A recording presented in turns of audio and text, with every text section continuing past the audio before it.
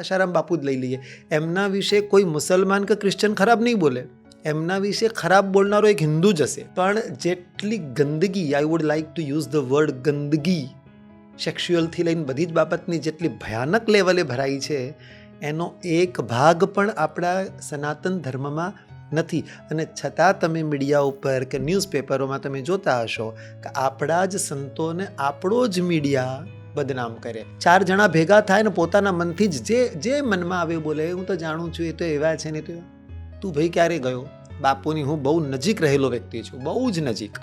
એટલે કંઈ ખબર પડતું હોય ના પડતું હોય, મારા જેવાને સામે લાવીને તમે કહી દો કે આ આશારામ બાપુ, તો મને ગાળો દેવાની. આશારામ બાપુને જોયા ના હોય કે બાપુ કોણ છે, પણ બસ હવે ચાલી રહ્યો છે ને આ ટોપિક, આપણે 2-4 આપણા તરફથી લગાવી દો, શું વાંધો? એટલે આ આપણી હિન્દુઓની કમી છે. આના માટે બીજા કોઈને દોષ આપવા જેવો નથી. આપણે જ આપણા ધર્મની ઘોર ખોદી છે. અને એ પાછું કોઈ પોતે તો પારખ્યું જ નથી કોઈએ. મીડિયાએ કીધું, જ્યાં આ ચેનલો જોડે કરોડોની લાંચ ગઈ વિદેશોમાંથી, કરોડો રૂપિયાની ઓફર થઈને પછી બધું પ્રમોટ કરાયેલું, આખું સ્કેન્ડલ છે. બહુ ખોટી રીતે એક મહાપુરુષને બદનામ કરવામાં આવ્યા.